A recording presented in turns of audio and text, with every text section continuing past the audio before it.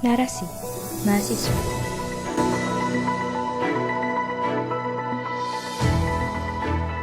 Selamat datang di podcast Narasi Mahasiswa. Saya Ninggia, tuan rumah Narasi Mahasiswa. Dalam masa krisis pandemi, kita dipaksa untuk berhadapan dengan pilihan-pilihan sulit. Apapun itu, selalu memiliki konsekuensi yang tidak main-main. Jika bepergian keluar rumah, kita rentan terpapar. Jika diam di rumah, bagaimana dengan kebutuhan ekonomi yang harus terus berjalan demi bisa tetap hidup tak mati karena kelaparan? PSBB, PPKM, segala upaya telah dilakukan dengan tujuan pengurangan mobilitas masyarakat agar virus tak makin merajalela. Namun di sisi lain, desakan kebutuhan ekonomi makin meraung-raung di tiap sisi kota, mengundang anarkis dan apatis dari masyarakat. Sedangkan anggaran dana negara tak tahu bisa sampai kapan menopang kebutuhan masyarakat yang dibatasi mobilitasnya. Belum lagi ancaman dicuri oleh tikus-tikus negara. Sungguh pandemi ini menciptakan dilematis yang begitu berat. Tanpa disadari, kini dua sektor penting tengah berperang sengit, berlomba-lomba mencari perhatian agar dapat diutamakan. Pilihan yang selalu ada dalam benak masyarakat dan pemerintah. Manakah yang harus lebih diprioritaskan? Kesehatan atau perekonomian? Perbincangan kali ini saya tidak sendiri karena akan ditemani oleh dua rekan saya. Halo Cinta. Hai Anin. PPKM gimana nih? Mobilitas masih susah atau justru udah ada pelonggaran? Istilah PPKM masih berlaku sih, tapi jujur di daerahku udah longgar buat pembatasannya, bahkan terkesan biasa aja. Padahal kalau nggak salah masih di level 4 dan bahkan diperpanjang ya kemarin beritanya. Dilema sih sebenarnya antara seneng dan bingung. Oh jadi udah gak ketat banget gitu ya, gak terlalu disiplin. Iya bener, nggak tahu juga kenapa bisa kayak gitu. Mungkin juga udah pada bosen ya, terutama masyarakat. Oke, sepertinya akan menjadi suatu hal yang seru ya untuk dibahas lebih lanjut. Tapi tunggu dulu karena saya akan menyapa lagi satu rekan saya. Hai Yunita. Hai juga Anin. Gimana nih mobilitas waktu PPKM yang terus sambung menyambung dan berlevel-level? Sama kayak Sinta tadi sih Nin, jujur di daerahku sekarang tuh udah pada abai. Ya masyarakat, ya juga aparatnya. Mungkin juga udah pada bosen ya sama PPKM yang gak tahu bakal berakhir kapan. Karena nyatanya tuh tiap udah seharusnya hari terakhir PPKM, lagi dan lagi selalu ada berita PPKM diperpanjang. You know lah, rasanya berharap udah selesai tapi kenyataannya justru, ya begitulah. Bener banget sih, setuju. Terus gue pengen tahu dong, menurut kalian tuh efektif banget gak sih PPKM ini? Seperti yang kalian bilang tadi kan, semakin kesini penerapannya tuh semakin kurang tegas. Bahkan dari aparatnya sendiri dan pejabat-pejabat itu juga sama aja. Kalian pernah baca gak sih berita tentang kepala daerah NTT yang malah ngadain pesta di daerahnya? Iya, gue juga baca beritanya tuh. Jujur kesel sih, ya gimana ya, rakyat dipaksa diam di rumah, melakukan segala kegiatan nggak bisa sefleksibel biasanya. Ini kepala daerah malah ngadain pesta. Nah itu yang menurutku nimbulin rasa apatisme rakyat yang bisa berujung anarki nggak sih? Di saat rakyat tertekan dengan segala situasi dan kondisi, harus bisa imbang antara pilihan kesehatan atau ekonomi. Lah ini malah pemimpin mereka dengan enjoy-nya ngadain pesta. Tapi ngomongin masalah efektif atau enggaknya, gue mantep bakal ngomong efektif sih. Why? Kenapa lo bisa yakin dan mantep banget gitu buat mendeklarasikan hal itu? Karena gue kan ya ikut mantau ya tiap hari.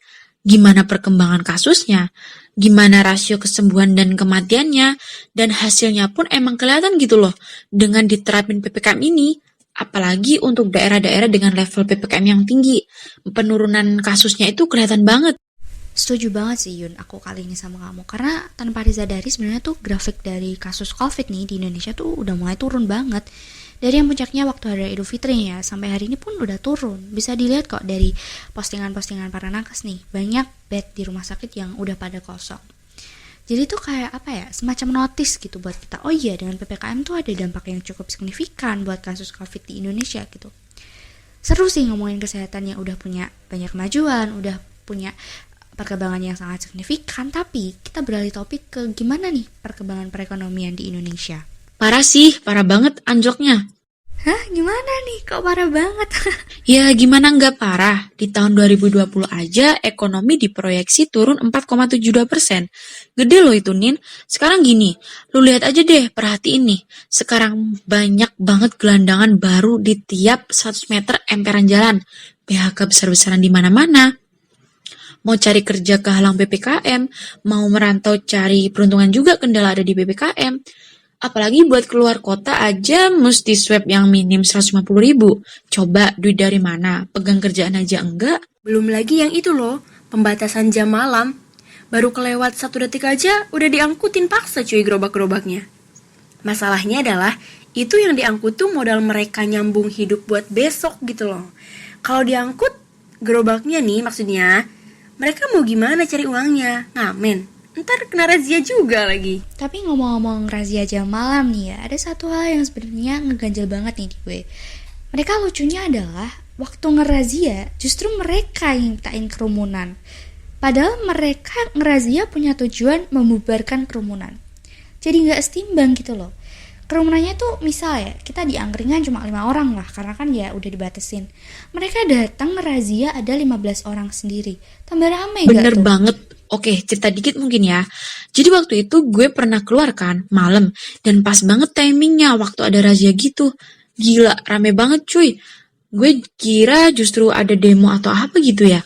Ternyata ada razia. Bener-bener aparatnya tuh lebih rame dari pengunjung yang dirazia. Nah, karena itu nggak sih banyak muncul berita aparat yang premanisme? Sehingga ngakibatin rakyat tuh jadi nggak respect lagi gitu loh. Dan emang apa yang dilakuin tuh nggak solutif banget sih. Misal dengan nyita gerobak jualan, terus tuh gerobak mau diapain kalau dibawa? I'm totally agree with you. Kayak buat apa gitu loh? Apa iya mau jualan di kantor pakai gerobak sitaan? Tapi ada satu berita yang aku bacanya speechless sih. Jadi ada Kapolda Bali waktu turun langsung. Iya, gue tahu. Langsung dibeli cuy, dagangan orang-orang yang dirazia. Solutif banget sih. Yang kayak gitu tuh yang dibutuhin masyarakat sih sebenarnya. Keren sih, keren. Keren banget malahan. Oke, udah bahas ekonomi, juga udah bahas kesehatan ya. Kalau gue tanya, pilih kesehatan atau perekonomian? Kalau kata Mbak Nana sih ya, kenapa kita harus selalu dihadapkan pada dua pilihan? Bukankah ketika dua-duanya bisa dimaksimalkan justru lebih baik? Kenapa harus memilih antara kesehatan dan atau perekonomian? Menurut gue itu tanggung jawab bersama sih. Ya pemerintah, ya masyarakat, ya pokoknya siapapun itulah yang ada di negara ini. Nah, setuju banget Yun. Dan menurut gue, dua hal itu nggak bisa dijadikan pilihan. Dua-duanya harus terpenuhi secara maksimal. Karena jika memilih satu di antara keduanya, sama aja. Pasti hasilnya saling mempengaruhi. Nggak bisa lepas satu sama lain. Misal, lu milih saat ini ngutamain kesehatan. Terus ekonomi anjlok nih, COVID sembuh, tapi abis itu busung lapar. Atau milih ekonomi. Iya bener, ekonomi tetap jalan ngehirauin kesehatan. Tapi, apa nggak banyak yang mati kalau gitu? Bener banget sih, Sin. Setuju banget gue. Oke. Sin, Yun, udah gak kerasa nih. Udah lama banget ya kita ngobrol-ngobrolnya. Dan opini-opini kalian tuh keren banget. And big thanks udah mau hadir di podcast ini. Iya, sama-sama Nin. Senang juga bisa gabung di podcast ini. Terima kasih juga buat para pendengar semuanya. Dan inilah akhir dari podcast Narasi Mahasiswa. Sampai jumpa di episode selanjutnya.